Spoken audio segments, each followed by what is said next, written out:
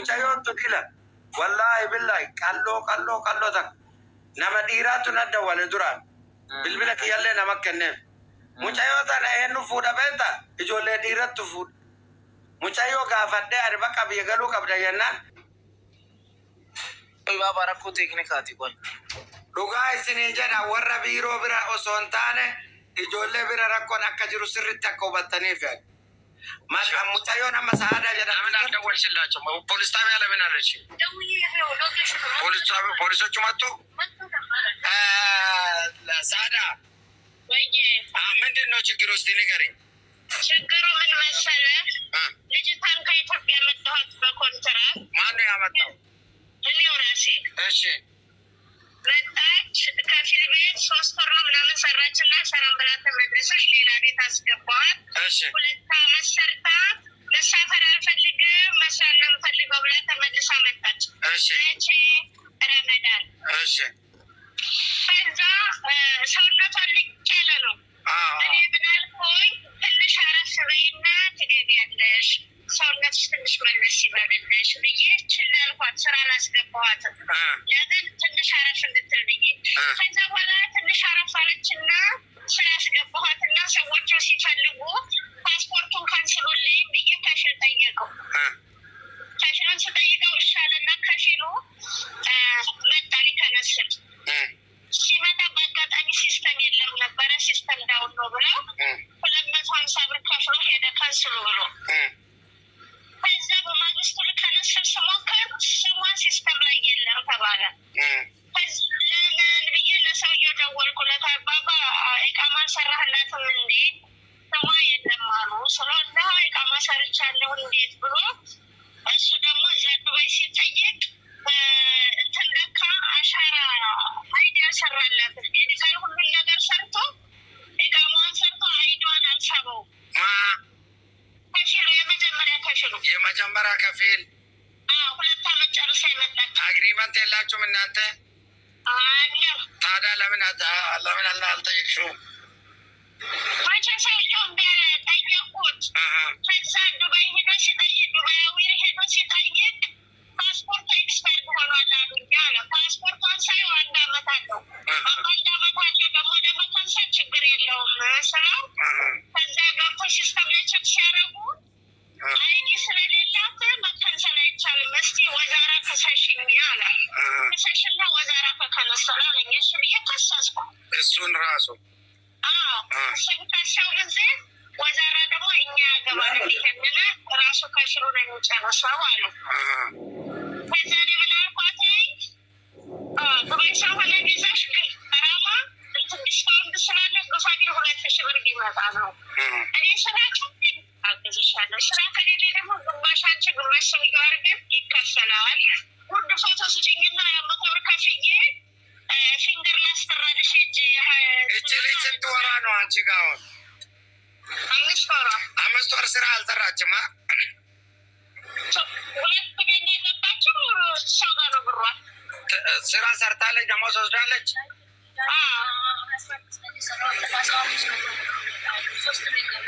3 ቤት ገብተሽ ስንት ብር ነው አንቺ ጋር? ሌላው ብር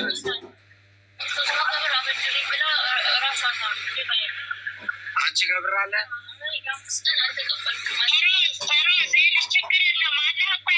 አሁን ይኸውልሽ ሳዲ አሁን ይኸውልሽ አንደኛ አንቺ ጋር ነው ያለችው። ቢያንስ ሰው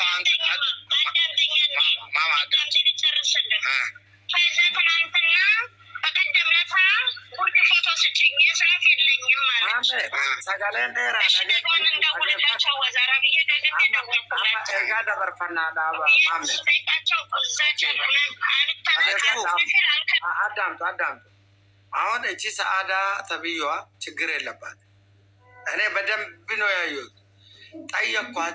ጠየኳት መልስ ሰጣች። ዴቢና ዴቢፍት አቺን ፊዲ ኮቱን አንጀት ቤንሲ ዴቢሳ ጀናን እንዴቡ ጀት አበደን ኤሰ ደምተረ ኤምባሲ ነገሲቱ መለ ገና አሲ ፉደ ኤምባሲ ገሰ ወር ኤምባሲ ለብልብለ ተመሳሳይ ወሬ ለኔ ያወራችሁ ነው ለኤምባሲዎቹም ያወራችሁ። ከዛስ ወደ አላዌር ወስደንሽ ወደ ሀገር ቤት ነው መግባት ያለብኝ። ኖ bakka leelaa bootaalee izza'u mallisuun jedhu dhageeffadha. Tokkoffaa bakka dhayxanii baatanii bakka biraa deemna jechuurra bakki sun hin cubbifamtu laal namni sin cubbisa.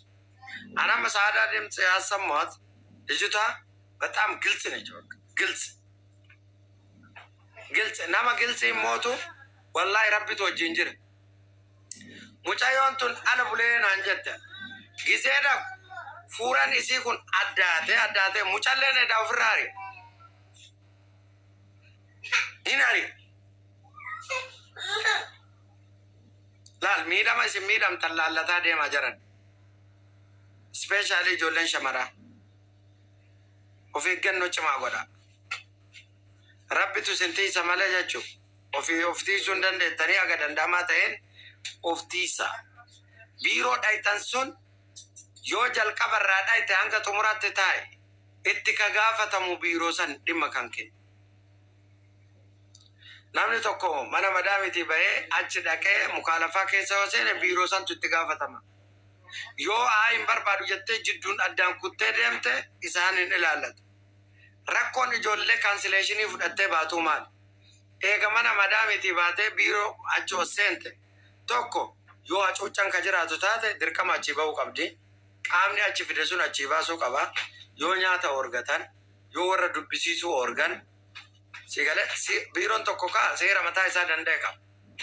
Maammada biiroo yoo qabaate itiksii mataa isaa danda'e qaba. Tooftaa ijoollee kanaan ittiin qabatu qaba. Ijoollee kana hacuucuu osoo hin taane akka warra hin dubbifne gochuu osoo hin taane telefoona yoo itti kennite wal janaajjanu dalagaan dalaganii wal balleessu. Sanarraa akka ka'e telefoona harkaa fuudhan. Maaliif telefoonni kun fuudhama jedhee biiroo 8 deeme. Biiroo 8. Ijoolleen kun maaliif warra isaanii hin dubbifne? Maali rakkooni? Rakkoon kana. Interviyuu isaan wajjin godhe ani gadi lakkifne dhugaa rabbii. Haasaa bareedaa haasaa ajaa'ibaa ergaa guddaa qabu. Maaliif ijoollee kana amma yoone toorcha akka godhuun barbaanne ani haasofni sun. Haasofma ijoolleen raayyuu hin hubatte. Tokko har'a achi gadi baate fira kiyya obboleessa kiyya as keessa jira obboleessa kiyya dubbisee deebi'a garuu obboleessaa miti. Maa ijoollee meeqa? Ijoollee 3 moo meeqa Mahammad ijoollee yeroo san ulfooftetti anuu quba qabu kaati quba qabu.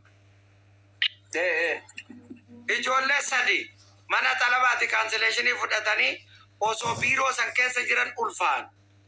Akkamitti ulfoofte eessa ulfoofte no hin jiru. Garuu ijoolleen kun obboleessa kenna bira dhayinayanii guyyaa 2 bulanii deebi'an. So rakkoo garagaraatiif saaxilamtu ijoolleen shamarranii ispeeshaalii. Dhugaa isinii jedha sirriitti of eeggannoo cimaa godha. Baatanii biiroo san dhayxanii obboleessa kee telefoonaan dubbisi hanga waraqaan kan keessarra jijjiiramu. Dubbisuu barbaadda ijaan arguu barbaadda taanaan fakkeenyaaf ejentii yoo ta'e anaa ta'u Mahammadaa ta'u waliin si haa ga'u dubbisi ol deebi. Isinis rakkoo qabda Mahammad warri biiroo kun. Ijoollee akkaataa kanaan obboleessa kiyya dubbisa jettu eeyyamtanii gadi baasuun deemii ulfaa'ii deebii rakkoon qabu jechuu barbaada. Inde obboleessa kiyya dhibamaa jettee barbaada obboleessa kiyya dhibamaa obboleessa kiyya ijaan arguu barbaada natti dhufaa jira asi dhufee na dubbisaa jettee baada akkam gootu. Obboleessa kiyya obboleessaa miti abbaan isii yoo dhufee si biratti haa dubbisu mana kan keetitti haa dubbisu. Anama seera ila qoo ibsa ejjennoo ana baasa. Ijoolleen shamarranii biiroo dhayxanii kaansileeshinii qabatanii kaansileeshiniin keessan guyyaa 30 yoo kafitatu taate illee mukaalafaa keessa yoo seentan itti gaafatamaan warra biirooti. Garuu immoo osoo biiroo san keessa jirtan biiroo san keessaa baatanii obboleessa kiyya dubbisa fira kiyya dubbisa ante kiyya dubbisa ebalu dhibame ijoollee wayii konkolaataan galabbate dhaqee deebi'a jettanii marfee waraannattanii deebitan.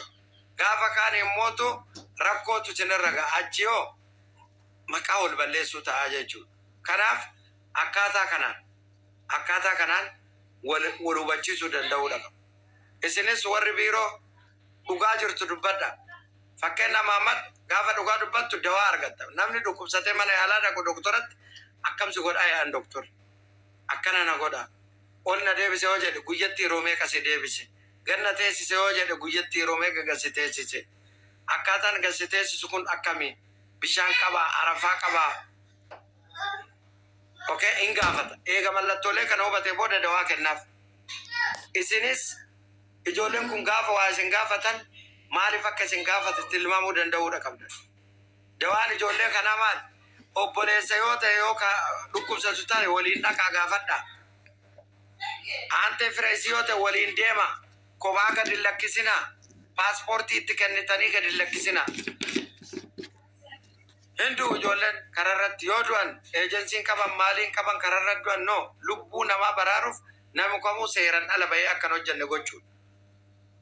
Period. Dhugaan jirtu kan maqaa wal balleessuu maal jechuu no asfalle no way. Amma waltajjiin tokko jira waltajjii sanarratti qabxiilee kanneen hin kaafne warri biiroos jiraataanillee bakka tokkotti waltajjii waamamaa jira. Akka caarraa qabxii ijoo goonee waan kanan kaaf. Ibsi gara imbaasiitiin gaafa dhufu namuu of beekaa deema. Kallattii imbaasiitiin ibsi gaafa godhamu. Namni kamuu karaa dallaala seeran dhalaatiin hojii galee qaamni kamuu ittiin gaafatamu ka jedhu kallattii sanii yoo dhufe namuu qaxxilatti jedhee jireenya ofii oofate. Mee fakkeenya Bangaalii maalii kana mee Burundii Nigeeriyaa kana laala. Mana talabaati paaspoortii ofii gatanii bani biiroo keessaan bani biiroo san keessa osoo jira. Baaba waa tokkon sitti mabbaako. Shamarran keenya gaafuma biyyaa baatu sammuu ishee imbaasii Itoophiyaa keessa ta'e dallaalaa Itoophiyaa turgaa fuudhatee wallaalee dhugaadha.